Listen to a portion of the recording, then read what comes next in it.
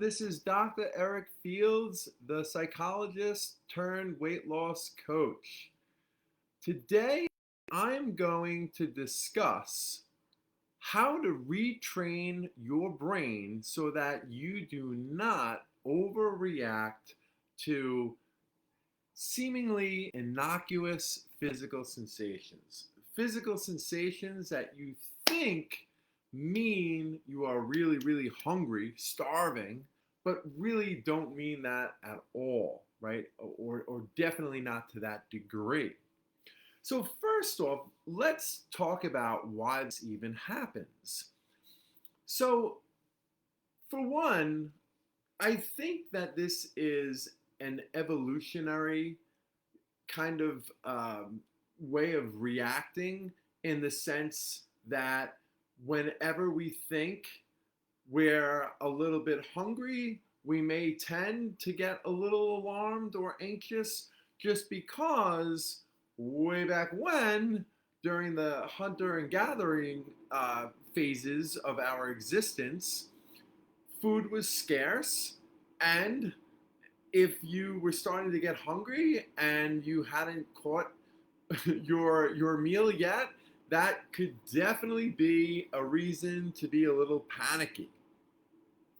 So, what most people do if they have this reaction is they squash it very quickly with logical, objective, rational evidence to suggest they aren't really hungry. There's no need to do anything. So, like a typical person would be, am I hungry right now? Do I need to eat? Oh, no, because I ate an hour ago. Or my last meal was several hours ago, but it was a really big meal, so I should be good. Or that sensation I just experienced in my stomach really was not a hunger pang, or certainly not anything to a significant degree. So they're able to be very rational and objective about any of these sensations. And of course, this doesn't happen often to typical people, but it does happen to people from time to time, just because, like I said, I think this is a byproduct of evolution in terms of our past and where we came from. So food is not scarce anymore for the large majority of us. So why is that not your first reaction? Like, why don't you poo-poo that right away and say, oh my gosh, I'm definitely not hungry, I'm totally fine. And what is that anxiety really about for you? Because your anxiety lasts. A typical person, they might have mild anxiety, or probably better said, you know, a level of concern, right? That maybe I should be eating now. And then they're quickly able to say, no, I'm fine. There's no issue here. So, in terms of having these reactions so much more often than the average person, and the reaction being so much more exaggerated than the average person. Like, what is that about? Okay? Because the way that you are reacting to these very benign, innocuous physical sensations that really don't mean anything most of the time, or at most just mean you might be getting a little hungry, why the overreaction, right? So it's like a hypochondriac and how they respond or over respond to physical sensations. So a hypochondriac, that's actually an outdated term. The term we use nowadays is illness anxiety disorder, but many of you probably still remember or recall that term hypochondriac, right? And it's a person who is preoccupied with physical sensations because they're so worried about getting an illness or a sickness or some kind of disease. And so any little physical symptom they over interpret and exaggerate to mean something much more than what it really is, which is usually nothing. So, in a sense, this is how you react to these physical sensations too. But you don't have a fear of getting a disease or getting sick. Your fear is that you're going to be starving, that, if you don't eat right now, you're going to be super, super uncomfortable. Now, why would that be such a concern for you if you know, if you know that food is not an issue for you in the sense that it's not scarce, it's readily available, it's usually a couple steps away in the next room or a vending machine away down the hall, right? So this should not be the kind of reaction that you have for very minor kinds of physical sensations. So why do you respond to that? Well, the reason why you respond like that is because those physical sensations basically are being overinterpreted as signs of discomfort. And that discomfort that you think is because you're hungry is getting confused with emotional discomfort. That you were thinking that you were going to be very uncomfortable if you don't have food, right? But the discomfort that you're experiencing, what I'm trying to emphasize here is emotional discomfort. And you're confusing a state of emotional discomfort with a state of physical discomfort, like being really, really hungry. And so it's going to take time for you to really gain insight into the underpinnings of what this is all about for you, right? Like, what are the personal reasons that you are emotionally uncomfortable? Like, what is going on in your life? For many of you, that's going to take some work and time. And I know for a lot of you, you want strategies right now. And what I'm proposing here today is you don't have to wait until you uncover all these underpinnings and reasons for this emotional discomfort that you're experiencing that does eventually need to get addressed. You can actually start retraining your brain right now, which may very well get you to the real answer much more quickly. So, what you need to do whenever you're having these mild physical sensations is react to them like a typical person. First, you're going to think about what the physical sensation is and try to discern whether or not it is even any degree of being a little hungry or your belly being empty or anything like that. Because quite often the physical sensation that you're having has nothing to do with food or hunger, even though it's in your stomach, right? Like, there's all sorts of physiological processes that go on in our bodies, all sorts of unusual things and different sensations. And for most people, they go unnoticed because they're so minimal and benign, but they don't go unnoticed to us, right?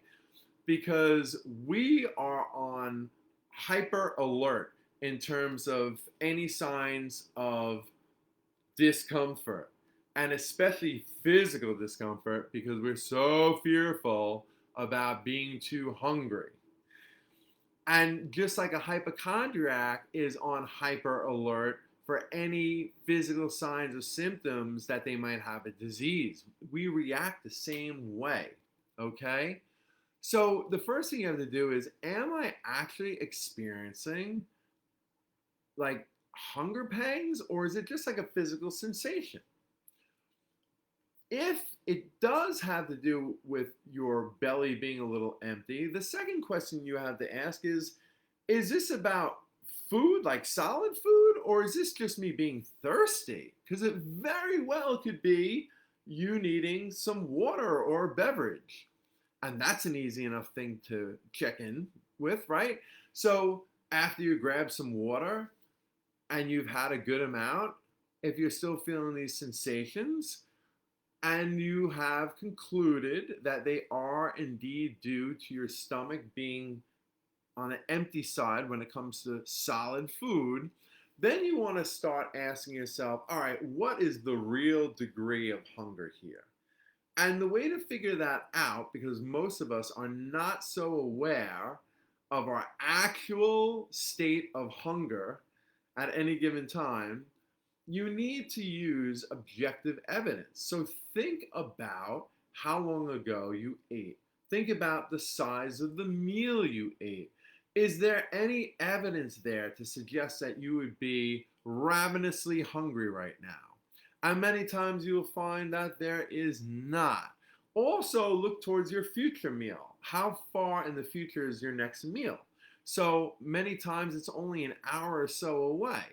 And again, try to think of that rationally, like, am I so hungry that I can't wait an hour? Like, is it at that level? And a little game I like to play is called the delay game. And the delay game is exactly what it sounds like.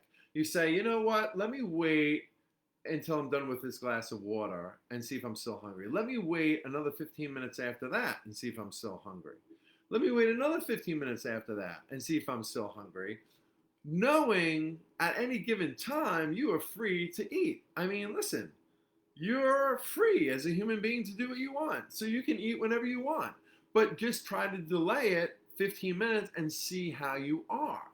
Many times you're going to find that if you delay it 15 minutes or half an hour or so, all of a sudden you're not that hungry anymore. And what does that tell you? It tells you you weren't hungry in the first place. And that speaks to it being a psychological or emotional hunger. Because real hunger doesn't just go away.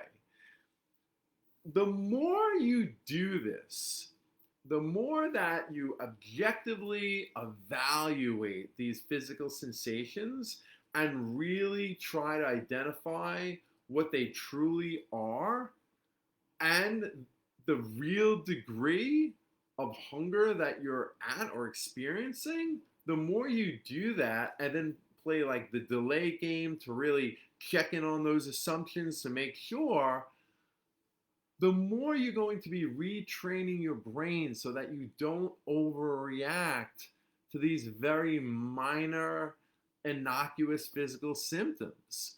Because this is the main problem for people like us who are compulsive overeaters.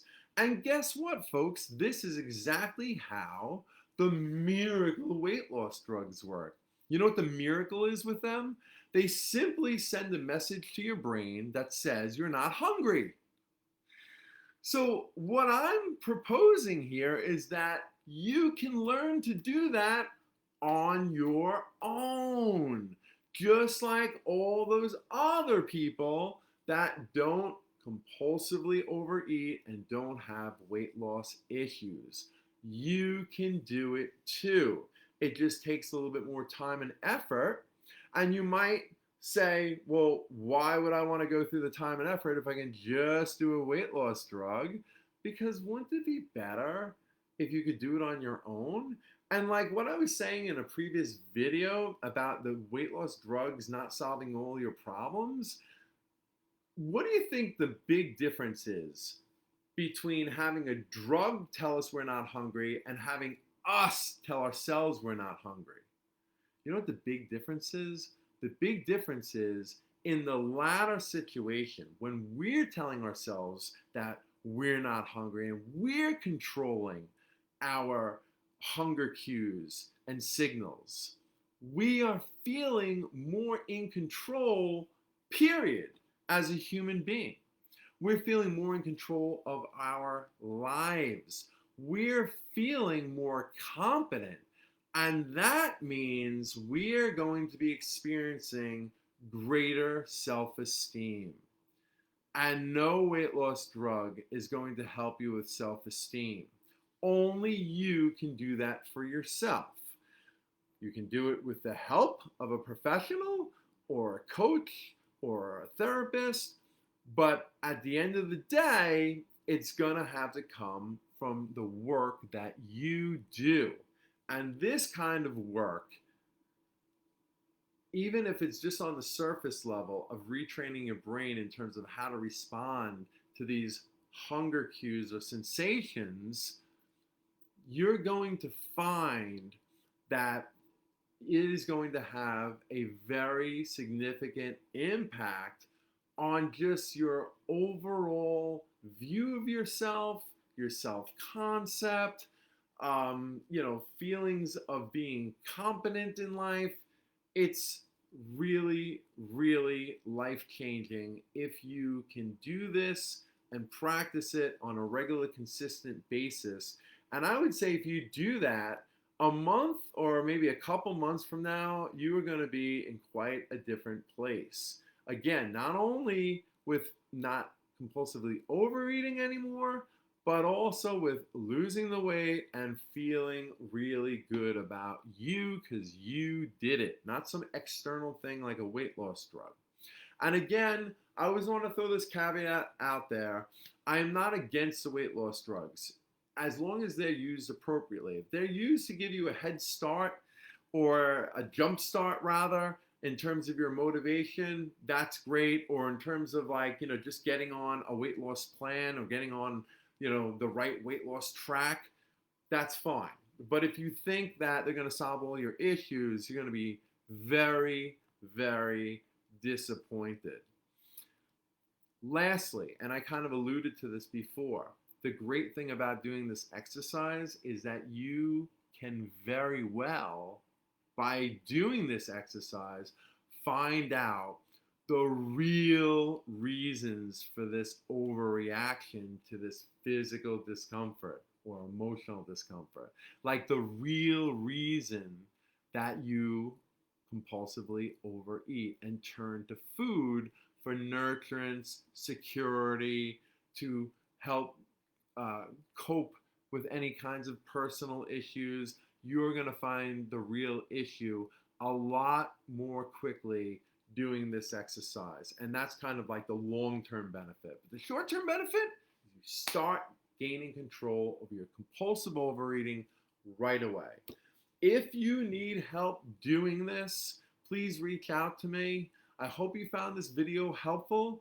This is Dr. Fields. I will have more to say about this, of course, at another date. And I hope all of you have a great weekend. Take care.